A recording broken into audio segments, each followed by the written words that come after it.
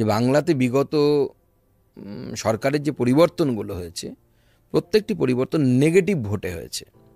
সিপিএমকে পছন্দ না, সে আমি তৃণমূলকে ভোট দেবো। 11 সালে যদি আপনি নির্বাচন দেখেন, এই আঙ্গিকে নির্বাচন হচ্ছে।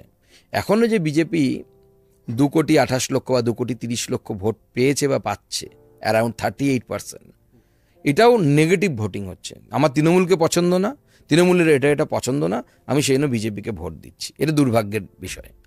আমি মনে করি বিজেপির প্ল্যান গতবারও ছিল, এবার আমরা অনেক আগে এই প্ল্যানটা, যাকে আমরা সংকল্পপত্র বলি, যে আমাদের প্ল্যানিং কি, আমরা কি করতে চাই।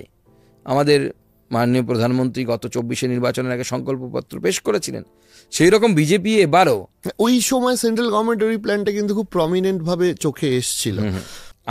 আমরা ওই যে বললাম না, এই ভারতবর্ষের রাজনীতি অন্যরকম। পশ্চিমবঙ্গের রাজনীতিটা দুর্ভাগ্যবশত এরকম পরিবর্তন হয়ে গেছে। এক সময় নকশাল আন্দোলন, বাম থাকা, ভেঙে দাও, গুড়িয়ে দাও, মানছি না, মানবো না, এই যে একটা নেগেটিভ অ্যাটিটিউড আমাদের পশ্চিমবঙ্গে কতগুলো ট্যাবু হয়ে গেছে। ট্যাবু কি? রাস্তায় সাইকেল যাচ্ছে, গাড়ি যাচ্ছে, গাড়িওয়ালা যদি সাইকেলকে মারে, পাবলিক গাড়িওয়ালাকেই পেটাবে, ড্রাইভারকে পেটাবে, কারণ ও হচ্ছে বুর্জুয়া শ্রেণীর লোক।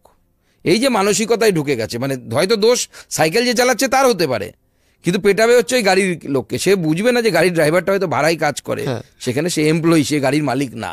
এই যে বেশ কিছু বাঙালির মনে ঢুকিয়ে দেওয়া যে ব্যবসা করা মানে একটা খুব খারাপ জিনিস।